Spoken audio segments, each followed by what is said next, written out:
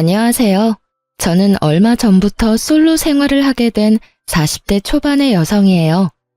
제가 당한 일들이 너무 열받고 짜증나서 이혼하고 나서 이렇게 사연글을 남겨보네요. 저와 이혼한 남편은 저보다 4살 어린 남자였어요.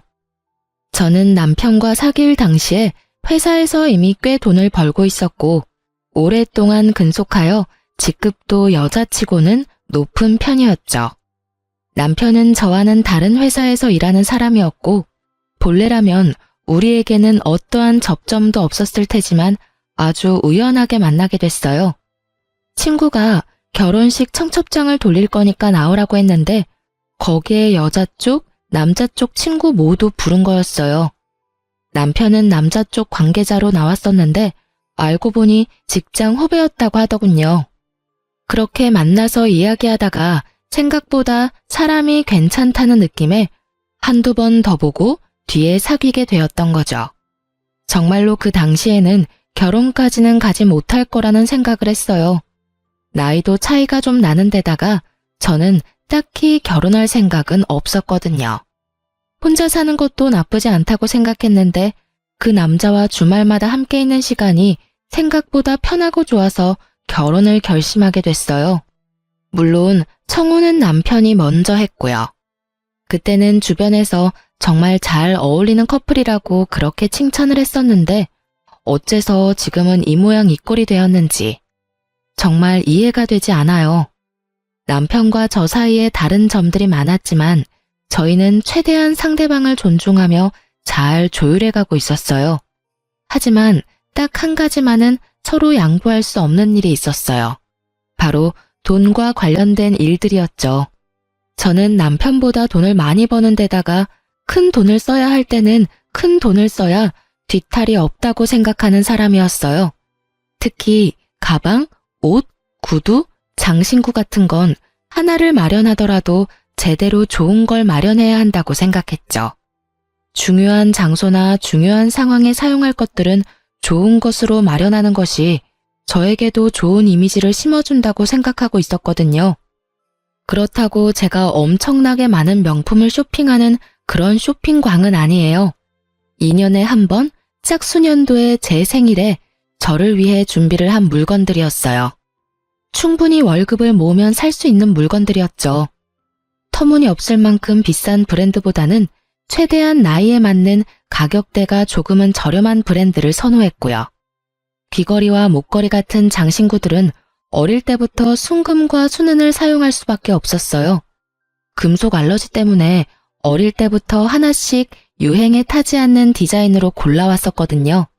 그랬기 때문에 평상시에 입는 옷들이나 가방은 그리 비싸지도 않고 가끔은 정말 홈쇼핑에서 파는 4개 몇만 원짜리 옷이 거의 대다수였어요. 그렇지만 남편은 저와는 좀 달랐어요. 돈은 웬만하면 쓰지 않았어요. 그런 점이 신중하다고 생각했지만 지금에 와서 보면 그냥 구두쇠 쫌생이었을 뿐이었어요. 남편에게는 돈 그 자체보다 중요한 건 없는 것처럼 보였거든요.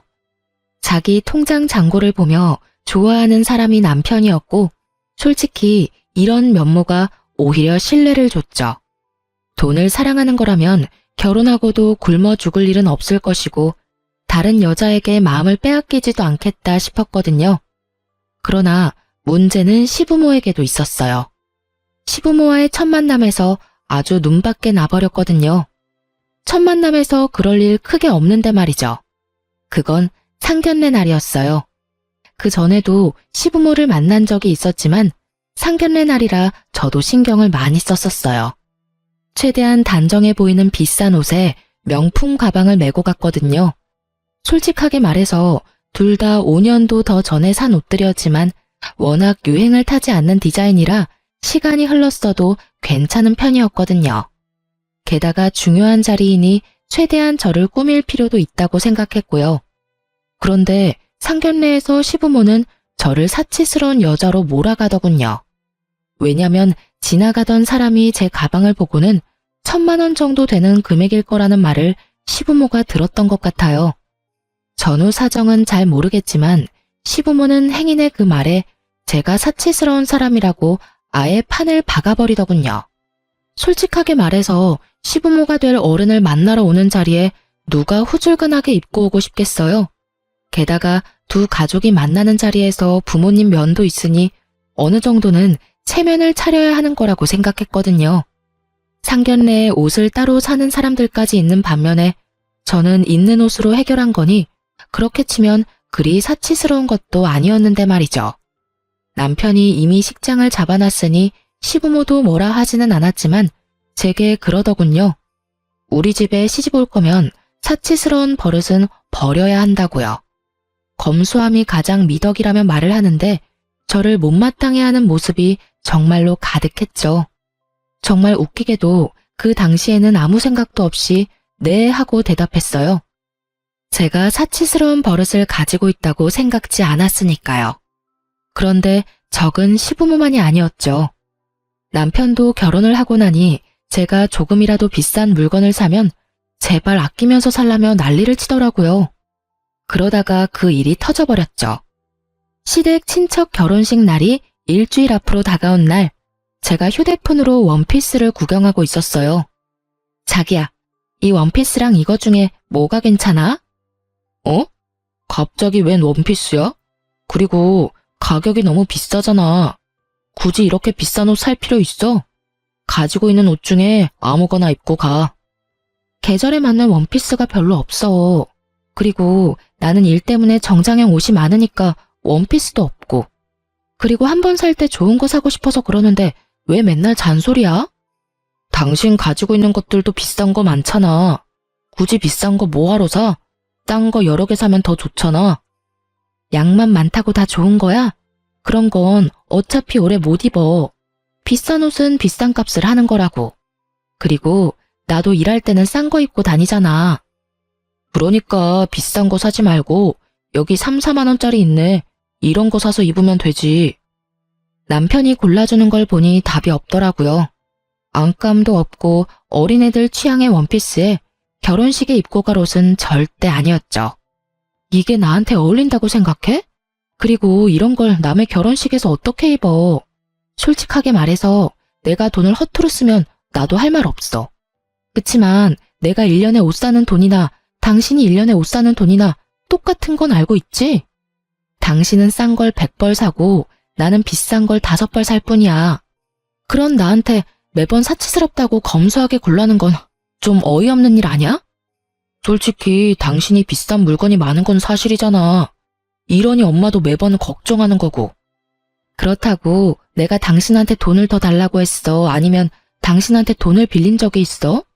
그런 적도 없는데 왜 내가 당신한테 그런 잔소리를 들어야 하냐고. 그리고 내가 돈 모아놓은 게 당신이 모아놓은 거보다 훨씬 많아. 그런데 왜 내가 과소비하는 것처럼 말하는데? 이거 봐. 본인이 잘못한 것도 모르고 고칠 생각도 안 하네. 이러니까 우리 엄마가 당신한테 매번 그러는 거라고. 선 넘지 마. 내가 뭘 잘못했는데? 비싼 거 사면 다 죄인이야? 내가 다른 사람 20벌 살 거 한 벌만 사겠다는 게 그렇게 욕먹을 짓이야? 눈이 있으면 옷장을 봐. 거기에 내 옷보다 당신 옷이 훨씬 많은 건 몰라서 그래?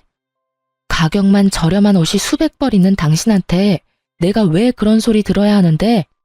그리고 어머님 운운하는 것도 웃겨. 어머님도 얼마 전에 결혼식 가신다고 가방 하나 마련하지 않았어? 그것도 당신 때문이잖아. 당신이 비싼 거 들고 있으니 어머님이 비교되는 것 같다고 하시잖아. 그러게 왜 사람들을 그런 식으로 만들어? 그게 내 잘못이니? 그리고 그래서 내가 신혼여행 돌아오면서 명품백 어머님한테 사드리자고 했을 때 당신이 반대했잖아. 그때 사드렸으면 그런 말 듣지도 않았겠지. 결국 제 말에 대꾸할 말이 없었는지 남편 놈이 모르겠으니까 알아서 하라며 나가더군요. 저도 열이 받을 대로 받았어요. 제가 뭘 잘못했어요? 남들이 싼 걸로 여러 개 살 때 모아두고 아껴뒀다가 비싼 거 하나 사는데 그게 왜 남들한테 욕먹을 짓이 된 건지.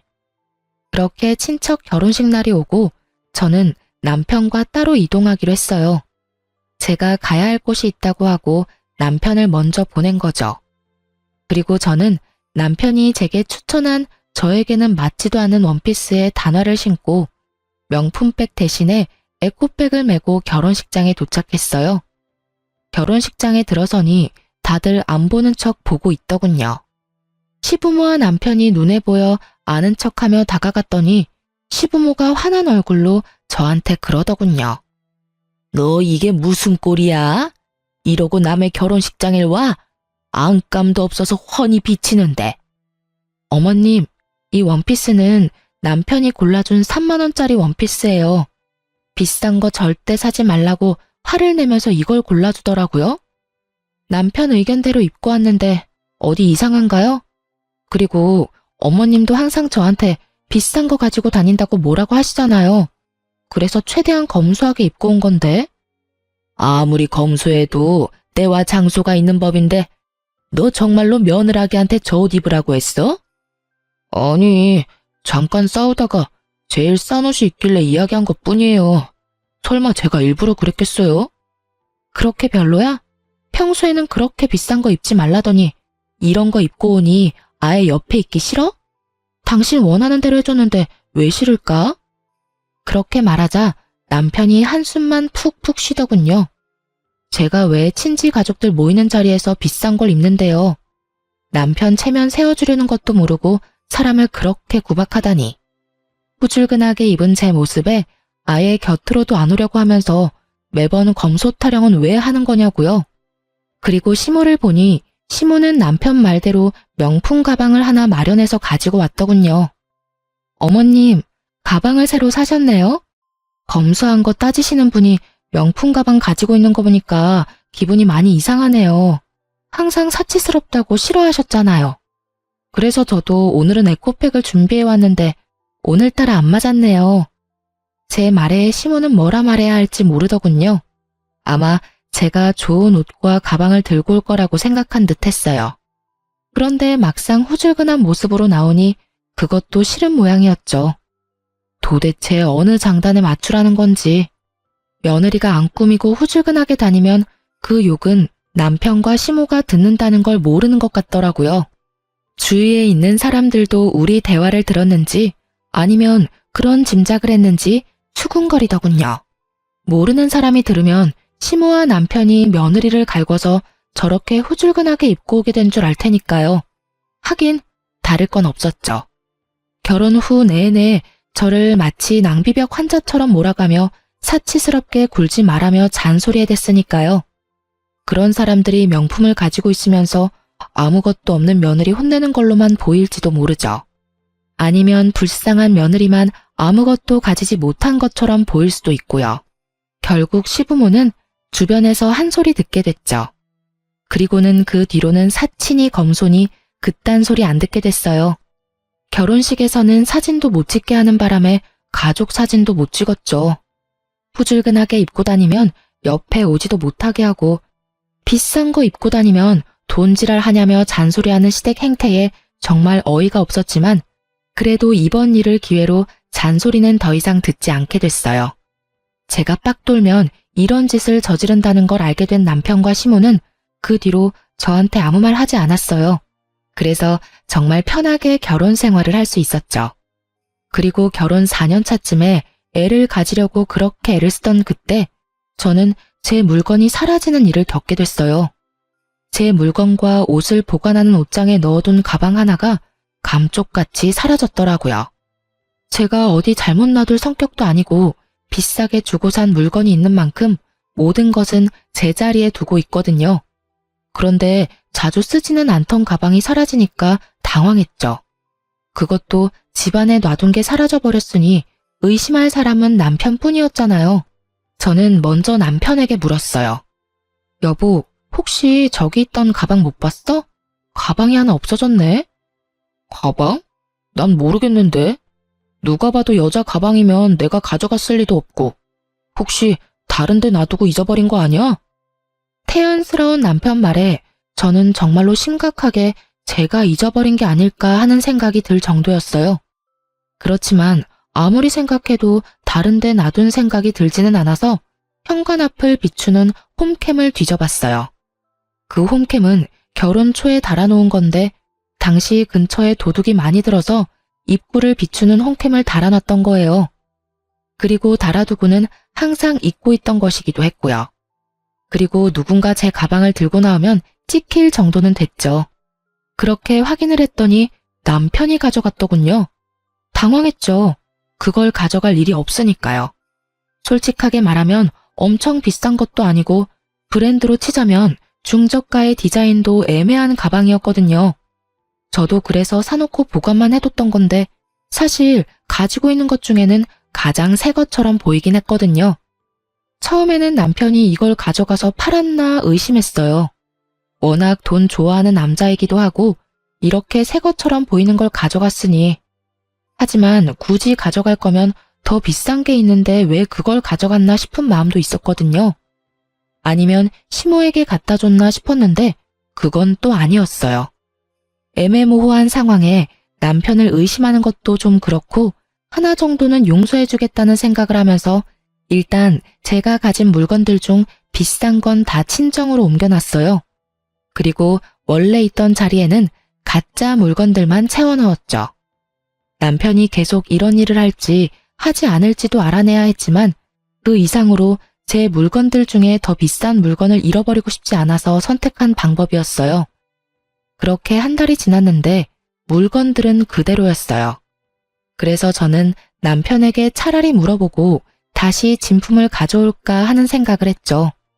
그런데 그 생각을 한 저녁에 집에 왔더니 제 물건이 또 없어졌더군요. 도금된 팔찌와 목걸이였죠. 어차피 사용하지 않는 물건이었지만 도대체 이것들이 어디로 가는지는 궁금했어요. 남편이 팔았나? 그것도 아니면 누구에게 줬나? 온갖 생각이 들었죠.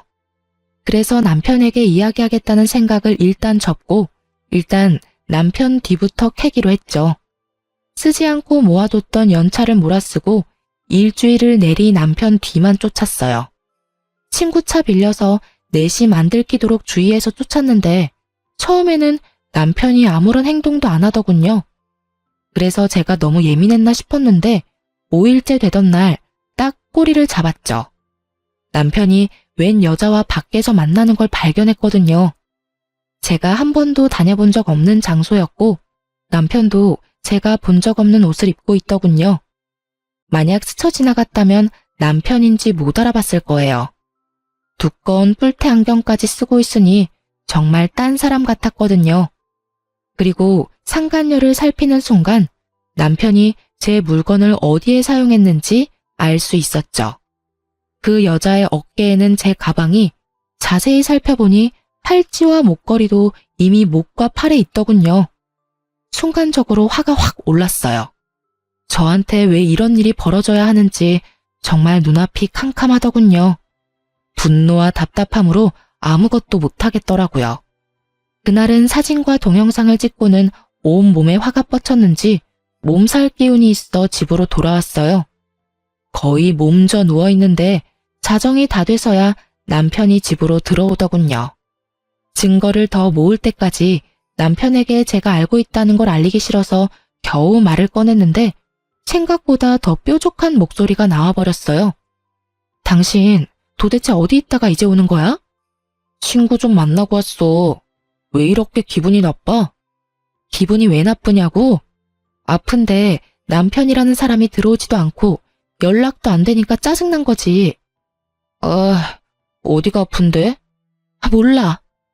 결국 제가 더 열받아서 열이 올라서 남편을 내버려두고 방으로 들어와 이불부터 푹 뒤집었었어요. 그런데 남편 놈 마음이 바뀐 게 티가 여기서 나더라고요. 그전에는 제가 아프다고 하면 죽이며 약이며 챙겨주기 바쁘던 남편이 다음 날이 되어도 다다음 날이 되어도 제게 관심 하나 없더군요. 아프냐고 묻지도 않더라고요. 거기서 제 인내심은 뚝 끊어졌죠. 그 여자에게 잠깐 홀릴 수는 있다고 생각해요. 잠시 눈이 갈 수 있지. 그래도 제게 돌아오기만 한다면 받아줄 생각이 있었지만 아예 저는 뒷전이고 그 여자가 우선인 모습을 보니 그리고 그걸 숨길 생각도 못할 정도로 빠져있는 걸 보니 이건 그냥 한순간의 바람이 아닌 것 같더군요. 결국 저도 참지 못하고 남편에게 추궁하기 전에 그 상간녀부터 아작을 내기로 결심했어요. 저는 제일 비싸고 좋은 물건들로 한껏 치장한 뒤에 상간녀를 만나러 갔어요. 사실 그 여자 집과 회사는 이미 파악해 놓은 상태였거든요. 집에서 나오는 상간녀에게 말을 걸었어요. 어딜 그렇게 바쁘게 가요? 저희 남편 만나러 가요? 그렇게 이야기하자 상간녀 얼굴이 확 굳으면서 저를 확인하더군요. 그리고는 제가 걸친 것들을 보고서는 얼굴이 확 일그러지더라고요. 그게 무슨 소린지... 다 알고 왔어요. 당신 내 남편이랑 바람 피우는 거. 그래서 언제까지 이 짓 할 거예요? 뭘요? 알고 왔으면 뭐요? 언제까지 이 짓 할 거냐고요? 당연히 오빠가 저한테 마음 있는 동안은 계속되지 않겠어요? 뾰족한 말로 말하는 상간녀는 무척 당당했죠. 저를 보고 무슨 생각이 들었는지는 모르겠지만 굉장히 공격적이고 당당한 모습에 저도 살짝 당황했거든요. 미쳤어? 아가씨, 뭘 모르나 본데 와이프 있는 남자랑 바람 피우면 그건 범죄야. 간통죄는 폐지됐어도 상간녀 소송까지 안 되는 건 아니거든? 나는 당신한테 상간녀 소송 걸 거고 그걸 내 남편이 대신 내줄 거라는 기대는 안 하는 게 좋을 거야. 그러니까 이만하고 남의 남편한테 손 떼. 내가 왜요? 우리 사이 방해하는 건 아줌마죠. 어디가 얼마나 못났으면 남편한테 사랑조차 못 받고 버림받았으면 여기가 어디라고 당당하게 따지러 와요? 다 당신이 못나서 생긴 일인데 저한테 따지지 말고 당신 남편한테 따지세요. 헤어진다고 하면 헤어지고 아니라면 아닌 거죠. 오빠가 저를 바라는 동안에는 저도 오빠 만날 거예요. 그리고 오빠가 저를 생각하는 마음이 생각보다 크거든요. 제가 오빠에게 이혼해달라고 하면 당장 해줄 사람이라고요. 기세가 등등하다는 말이 이런 말이겠죠. 본처를 앞에 두고도 상간녀가 저렇게 당당한 건 세상이 말세라서 그런 걸까요? 아니면 전현이 그런 싸가지 없는 년이라서 그런 걸까요? 정말 오만 가지 생각이 오갔어요. 그래서 상간녀에게 말해줬죠. 아주 기세가 등등하네. 남의 남자 꼬셔서 나쁜 짓 하고 있는 주제에 뭐가 그렇게 당당해? 그리고 알고 있는지 모르겠지만 우리 남편이 너한테 준 물건 있지? 지금 착용하고 있는 팔찌랑 목걸이 그리고 가방. 그거 싹 다 내 물건이고 나는 도난당한 물건 찾다가 남편 바람까지 찾게 됐어. 그리고 하나 말해두는데 네가 받은 물건들은 다 짝퉁이야. 그 남자가 준 거 싹 다. 그리고 너도 짝퉁이고. 죄송하다고 빌어도 모자랄 판에 뭐? 지금 이판사판이다 이거지? 이렇게 되면 나도 못 참아. 너랑 우리 남편 둘이 잘 되는 꼴 내가 가만 보고 있을 줄 알고? 너희들 있는 곳곳마다 쫓아다니면서 불륜이라고 소문내줄게. 어디서도 환영받지 못하도록 해줄 자신 있으니까 원하면 붙어봐. 명예훼손? 나는 그딴 거 안 무서워. 왜 내가 무서워해야 해? 잘못은 너희들이 지었잖아. 제 말에 상간녀가 얼굴이 벌겋게 달아올랐더군요. 이제 와서 새삼스레 부끄럽다는 감정을 느낀 건 아닐 테고 아마 나름대로 화가 났나 보더라고요. 저한테 그런 소리 듣는 게 짜증났을 수도 있죠. 그렇게 상간녀 입 닥치게 만들어 놓고 집에 돌아왔는데 그날 남편이 상간녀에게 무슨 소리를 들었는지 폭탄 선언을 하더군요. 우리 이혼하자. 더 이상 당신이랑 같이 못 살겠어. 그것도 시댁에서 시어른들 다 있는 곳에서 말이죠. 갑자기 무슨 소리야? 저는 시치미를 뚝 뗐어요. 남편이 시부모 눈치를 보더니 그러더군요. 모르는 척 하지 마. 다 알고 있잖아. 이야기 다 들었어. 그 사람하고 한바탕 했다면서? 그 말에 반문한 건 제가 아니라 시부모였어요. 무슨 말이야? 너희가 이혼이라니? 그렇게 됐어요, 어머니. 이 사람 사치가 너무 심하고 저랑 성격도 안 맞는 것 같아서 이혼하고 싶어요. 두 분도 이 사람 그렇게 편하게 생각하지 않았잖아요. 집에 있으면 돈을 너무 많이 써서 같이 살기 불안할 정도예요. 기도 안 찼어요. 누가 돈을 많이 썼다고 저러는지. 게다가 실제 이혼 원인이 그게 아님에도 그걸로 밀어붙이려는 남편을 보니 구토가 나올 정도였죠. 성격? 사치? 그거 말고 다른 이유 있잖아. 당신 나 몰래 다른 여자 있는 거 왜 말씀 안 드려? 이야기할 생각이었어. 그리고 곧 있으면 그 사람도 도착할 거고. 남편의 이 말에 정말 놀랐어요. 지금 이 자리에 상간녀를 불렀다니 너무 어이없었죠. 당신 지금 나한테 시위하는 거야? 상간녀를 왜 이 자리에 불러? 그리고 이혼 내가 해줄지 안 해줄지 어떻게 될지 알고 상간녀부터 부르는 거야? 당신이 이혼 안 해줘도 나는 이혼할 거야. 그 여자랑 이미 약속했어. 당신이랑은 정말 다른 여자야. 여리고 착하고 얼마나 검소한데. 그래서 마누라 물건 훔쳐다가 상간녀한테 선물로 줬어? 그래. 너는 검소해서 다른 사람 물건 도둑질해서 다른 여자한테 선물해줬어? 미친 소리도 작작 해야지. 아무리 짠돌이 쫌생이라도 정도가 있는 법이야. 제 말이 끝나기가 무섭게 상간녀가 시댁에 찾아왔어요. 아주 시부모가 좋아하는 모습을 하고 말이죠. 남편에게 미리 언지를 들었나 보더라고요. 수수한 투피스에 눈에 띄지 않는 패션으로 이곳까지 왔더군요. 그 모습에 시부모도 유심히 그 여자를 보더니 이내 흡족해하는 모습이더군요. 정말로 상간녀는 제가 처음 봤을 때와는 정반대로 순진한 얼굴로 여기 왔거든요. 그 모습 보고 정말 오만정이 다 떨어지더군요.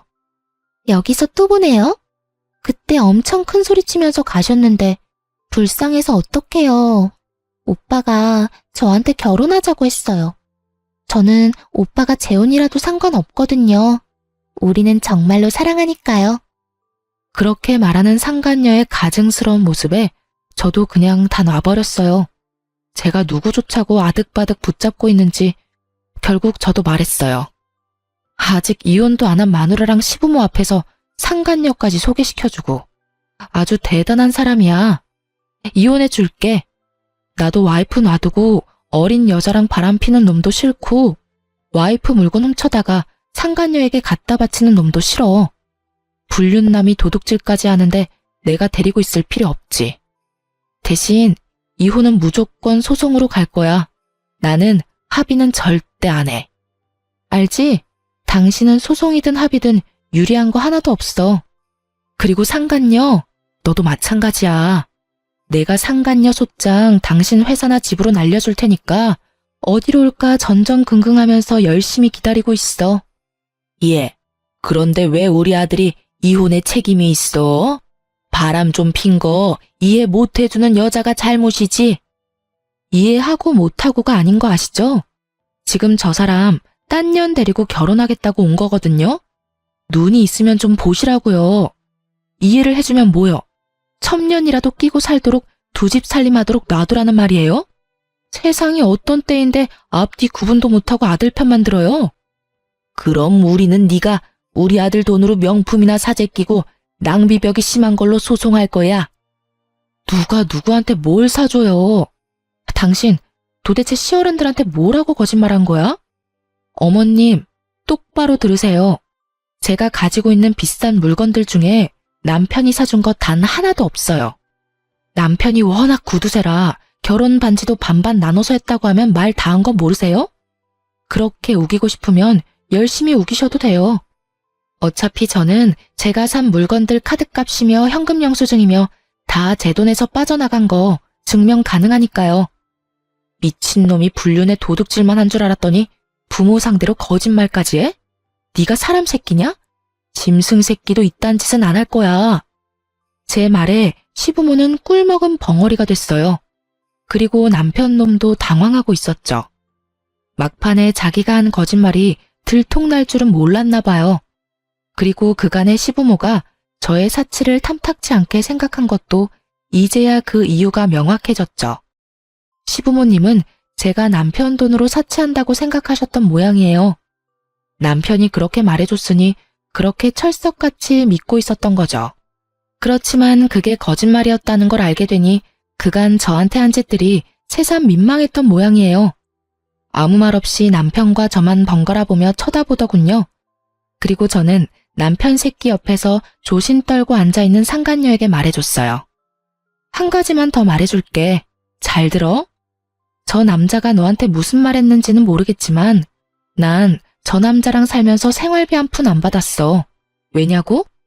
내가 돈을 저 남자보다 더 많이 벌고 있거든. 그러니까 사실은 내 돈으로 그 집에서 생활하고 있었던 거나 다름없거든? 이것마저 증명하면 법원에서 뭐라고 판결할지는 알지? 그리고 이 이야기는 너한테도 지극히 안 좋은 이야기지. 너는 나보다 못 버는 것 같은데 남편한테 한 푼도 돈을 못 받을 거거든. 그리고 내가 너한테 상간녀 소송할 건데 그 비용도 다 네 돈으로 내야 한다는 이야기고. 저 남자가 줄 리가 없거든. 하긴 모르지.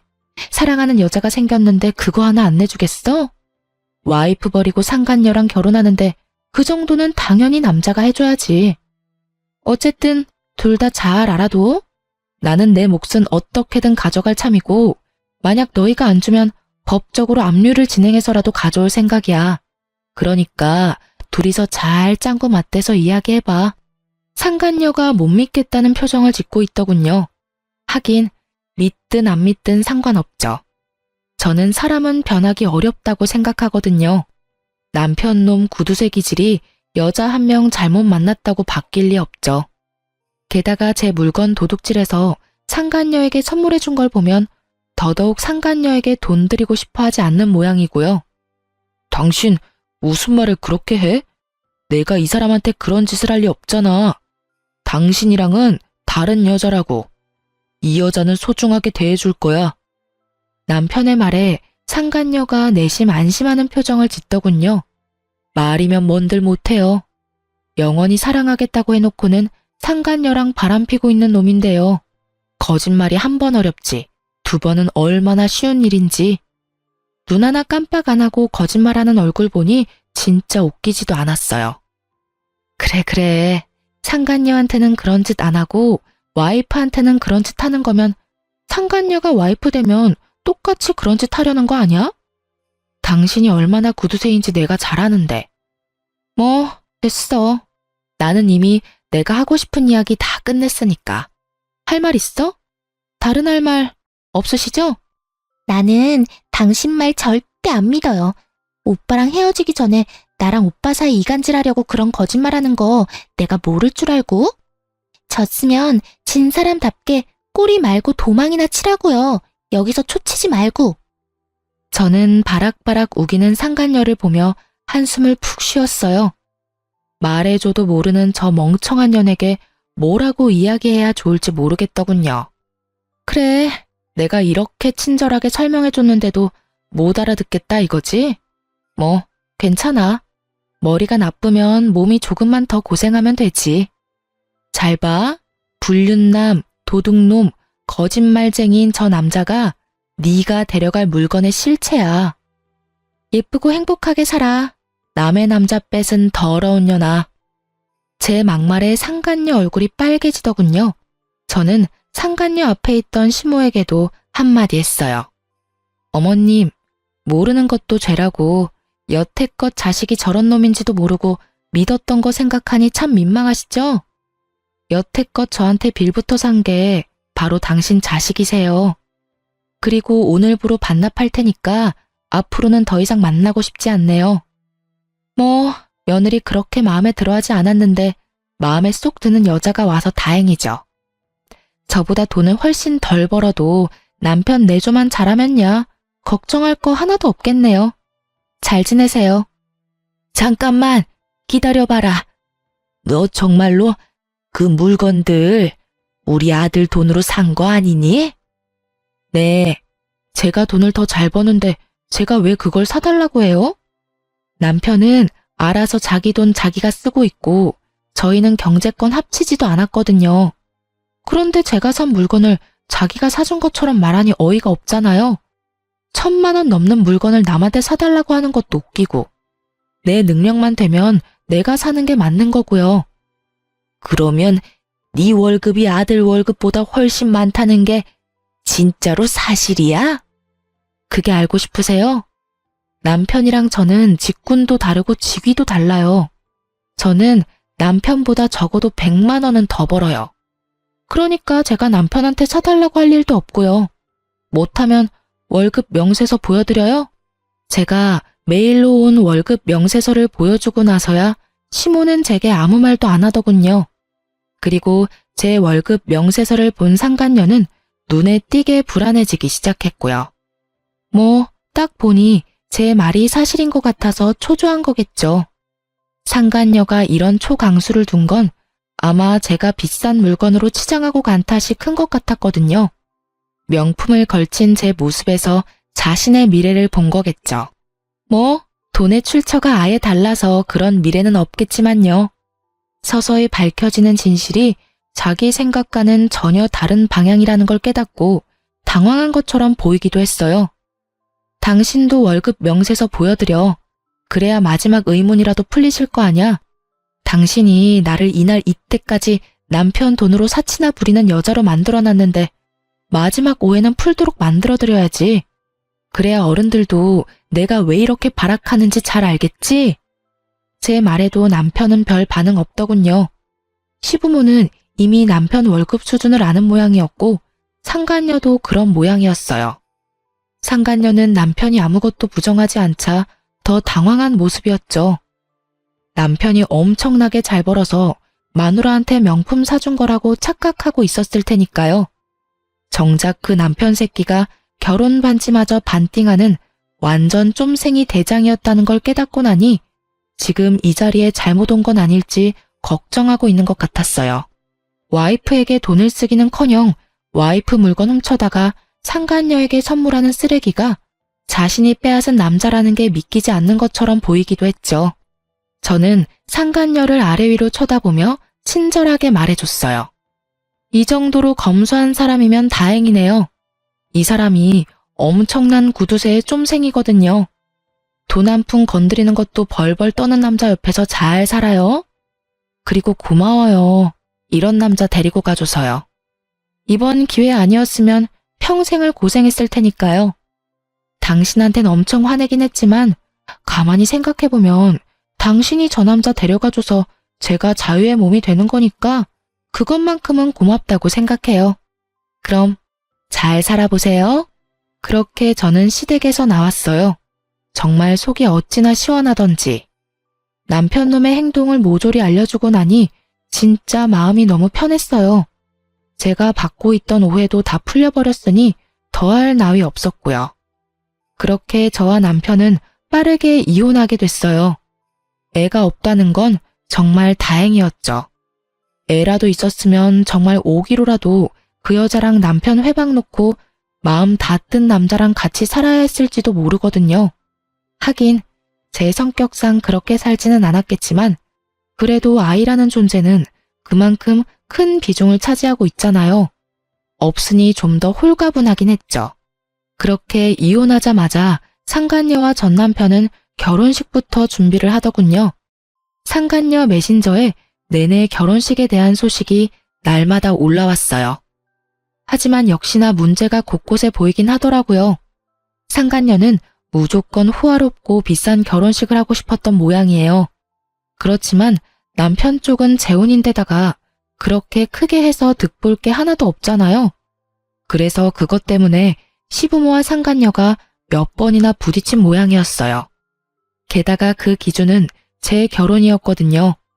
저는 우리 집안 첫 결혼이어서 부모님이 힘을 좀 많이 쓴 편이었거든요. 그래서 호화롭게 치를 수 있었지만 이쪽은 그럴 여력이 없었어요. 그런데 그 와중에 상간녀가 시부모에게 1,000만 원이 넘는 명품 가방을 해달라고 요구했다고 하더군요. 그 소식 듣고 정말 상간녀가 미쳤나 싶었는데 상간녀 쪽에서는 또 잘못된 정보를 알고 있었던 모양이었어요. 제가 가지고 있는 가방 중에 제일 비싸던 가방이 시댁에서 예물로 준 거라고 알고 있더군요. 저희는 아무것도 주고받은 것 없이 식을 진행했는데 도대체 누구한테 그런 거짓말을 들은 건지. 시부모가 그 이야기 듣고 뒷목 잡고 쓰러졌다니 아마 전 남편이 거짓말한 게 틀림이 없겠죠. 결국 그것 때문에 집안에 한바탕 난리가 났었다고 하더군요. 저는 솔직히 상간녀의 그런 모습을 짐작했어요. 그렇기에 남편과 편히 헤어진 것이기도 하고요. 상간녀는 아예 명품에 대한 집착이 장난 아니었거든요. 아마 전 남편이 제 물건에 손댄 것도 상간녀가 그런 물건을 좋아하니까 손을 댄 거였을 거예요. 그렇게 명품만 고집하는 여자가 구두쇠랑 결혼하면 잘 될 리가 없잖아요. 나중에는 그 가방 문제가 불거지는 바람에 상간녀와 전 남편이 엄청 싸웠다고 하더군요. 돈을 한 푼도 안 주겠다는 전 남편과 속아서 결혼하게 됐다는 상간녀가 싸울 수밖에 없었던 것 같아요. 그리고 시부모는 상간녀가 순진하고 검소한 여자인 줄 알고 맞이했다가 결국 뒤통수 세게 얻어맞은 꼴이었고요. 상간녀의 그런 행동을 눈앞에서 목격하고 나니 제가 얼마나 경우가 바른 사람이었는지 깨닫게 된 것 같았죠. 정말 그 집 이야기를 듣는데 얼마나 웃기던지. 그리고 상간녀 위자료도 결국은 상간녀가 내더군요. 제 예상대로 쫌생이 남편놈은 그걸 내주지 않았고요. 거기서 제 이야기가 모두 맞다는 걸 눈치챈 상간녀가 남편놈에게 욕을 해대며 떠나간 건 어찌 보면 당연한 수순이었죠. 그런데 두 사람의 파혼은 청첩장까지 다 돌리고 식장이며 스튜디오며 모든 것이 취소 불가 시점이 된 이후였기 때문에 그 손실은 고스란히 전 남편이 모두 떠안았다고 해요. 그 탓에 전 남편은 상간녀 찾아다니며 돈 내놓으라고 파혼으로 발생한 취소 비용 다 갚으라며 사람 괴롭히며 쫓아다니는 중이라고 하더군요. 상간녀도 참 웃기죠. 그렇게 사랑하느니 마느니 할 때는 남편과 못 붙어 먹어서 안달이더니 남편놈의 성격을 알고 나니 벗어나려고 애를 쓰다니. 그럴 거면 왜 남의 남자를 건드렸는지 몰라요. 벌집을 꼭 쑤셔봐야 벌집인 걸 확인 가능한가요? 딱 봐도 건드리면 안 되는 건 눈에 보이는 법인데 말이죠. 결국 그렇게 주변 사람들에게 이혼 후 재혼이 파혼이 된 남자로 소문난 전 남편이 상간녀와 트러블 생긴 이후로 저한테 계속 전화를 하더군요. 몇 번 무시했는데도 전화가 계속 오길래 한번 받아줬어요. 그랬더니 정말로 뻘소리를 짓거리더군요. 내가 생각해보니까 정말로 내가 잘못했다는 생각이 들었어. 세상에 당신만큼 괜찮은 여자가 없다는 걸 왜 이제야 알게 됐는지 모르겠어. 나 정말로 당신한테 미안하고 사죄하는 마음 가지고 있어. 그리고 여전히 당신을 향한 마음도 남아있고 그 여자는 정말로 한때뿐인 여자였어. 나에 대해 잘 모르면서 결혼하자고 해놓고는 자기 마음대로 돈 못 쓰니까 헤어지자더라? 그런 여자한테 왜 홀렸는지 정말 나도 이해가 안 돼. 마치 저를 향한 고해성사와 사랑을 고백하는 것처럼 들리는 말은 하나부터 열까지 모두 변명이었어요. 본인 사랑놀이에 다른 사람 희생시켜 놓고는 그 사랑놀이가 파토났다고 다시 저한테 달려오는 꼴이 정말 보기 싫을 만큼 더러웠어요. 미안하다는 말이지? 용서해줄게. 아니, 용서하고 말고 할 게 어딨어? 이미 우리 사이 다 끝났잖아. 재산으로도 서류로도 마음으로도. 사과는 받아줄 건데 앞으로 연락은 하지 마. 우린 남이야. 그것도 악연으로 이어져서 뒤숭숭한 관계. 나는 그렇게 생각 안 해. 당신 생각 많이 했어. 내가 당신한테 한 짓들 평생을 가도 용서 못할 거라는 거 알아. 그러니까 내가 평생 용서를 구할 수 있도록 당신이 다시 돌아와주면 안 될까? 나는 당신을 놓치고 싶지 않아. 지랄 육갑을 떨고 앉았네. 평생? 내가 미쳤어? 당신 같은 놈이랑 평생을 같이 하게? 미친놈한테 허튼 소리를 들으니 정신이 나갈 것 같은데? 앞으로 나한테 연락하지 마. 그리고 이딴 미친 제안할 거면 더더욱. 한 번만 더 이딴 소리 하려고 전화하고 문자 보내면 나 당신 스토커로 경찰에 신고할 거야. 알겠어? 결국 제게서 느껴지는 살벌한 느낌에 그놈이 재빨리 전화를 끊더군요. 마누라 물건 상간녀에게 갖다 바치는 쫌생이 구두쇠 새끼는 거르는 게 답이거든요. 이렇게 글로 풀어보니 답답한 마음도 좀 편해지네요. 아직도 이때 생각하면 분노가 부글부글 하거든요. 있고 안 있고의 문제가 아니잖아요. 제 인생의 하나뿐인 결혼을 망친 놈인데. 쉽게 용서하는 것도 힘들고 잊는 것도 힘든 일이죠. 그렇지만 이번 사연글을 쓰고 나서는 조금씩 지워보려고 노력할 거예요. 이런 일에 질질 끌려다니는 것도 성질에 안 맞고 전 남편을 그냥 없던 사람으로 만들고 싶은 기분이거든요. 그렇게 조금씩 잊혀졌으면 좋겠다는 심정으로 글을 썼어요. 읽어주신 분들에게 감사의 마음을 전합니다.